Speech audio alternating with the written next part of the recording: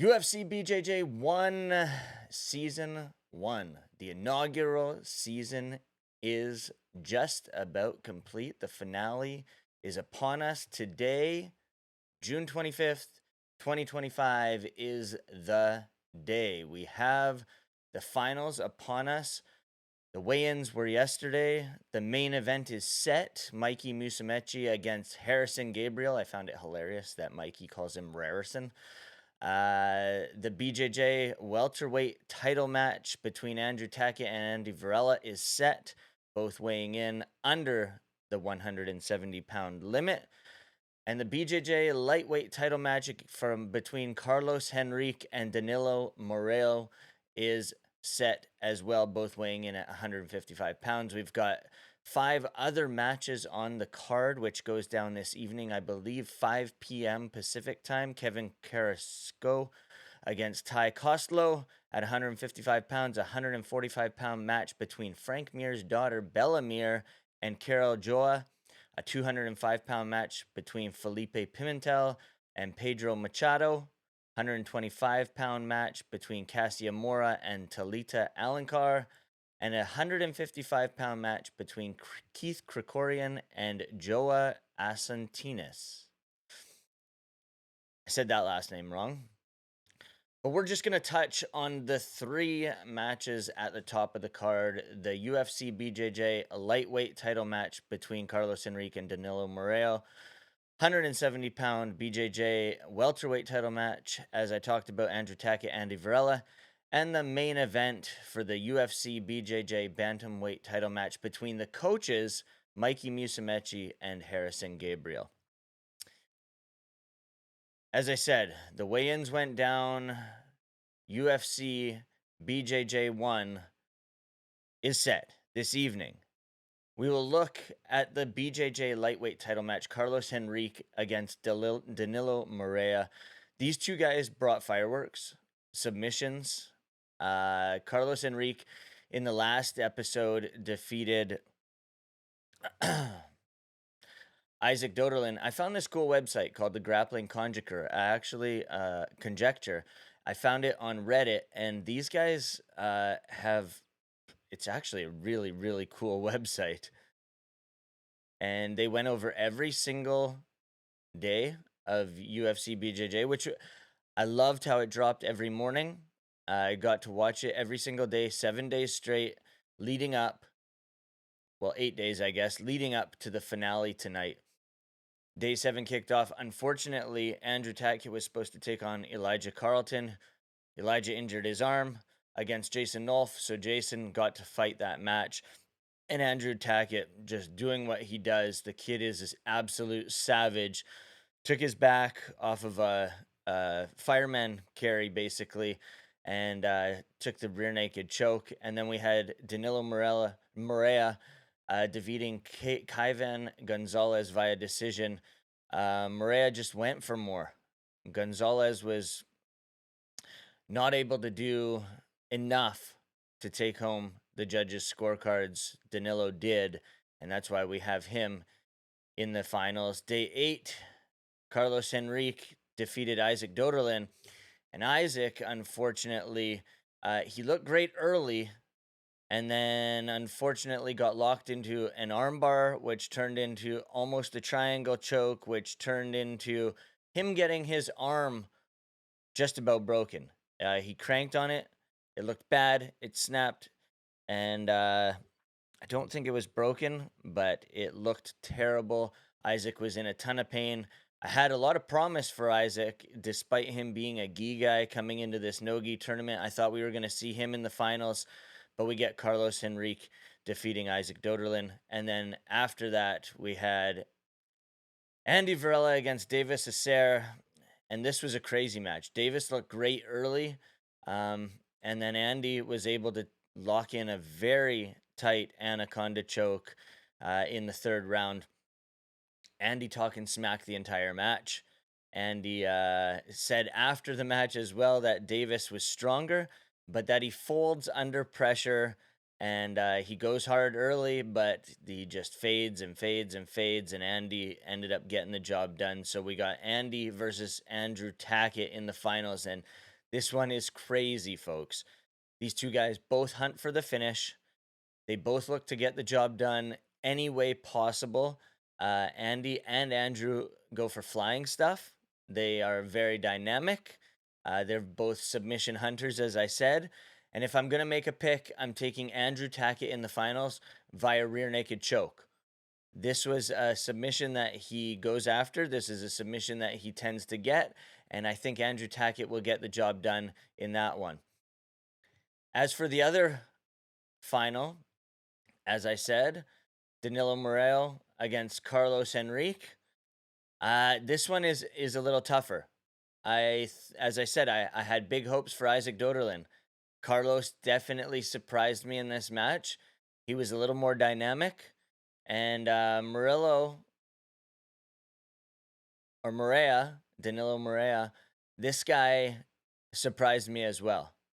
I thought Kyvan was going to win this match, and Danilo obviously did way more, got the decision. But in the finals, Danilo against Carlos, I got to go Carlos. I just think he's more dynamic. I think he's going to hunt a submission. I don't think this one goes to a decision either. I think Carlos Henrique is going to get the job done, and I think he's going to get either an armbar or a leg attack in the first or second round of this finals. As I said, the Grappling Conjecture, this is a cool website. And not just because they went over day by day by day, but if you saw that I scrolled down a little bit there and teased it, but they did stats. And I'm going to leave a link to this website in the description below. But look at this. They did a pie chart where we got 33% decisions. We have 16.7% leg submissions, 8.3 submissions via the arm, and the neck got 41.7% of the submissions. I'm not surprised by this. I'm actually surprised that the legs, there were only 2, because leg attacks are the meta these days. But the neck getting 41.7%, which is the biggest, was a bit of a surprise to me. If we scroll down, he does a line chart or a graph here. And if we look at this, rear naked chokes, they were subbed 3 times and not failed once. They were the submission king. What was spammed were ankle locks, 20 times failed and only 1 ankle lock submission. Outside heel hooks, 3. Inside heel hooks, 8. 0 submissions with heel hooks this series. That's crazy. An armbar, 1 submission. it does in 1 submission, 1 fail.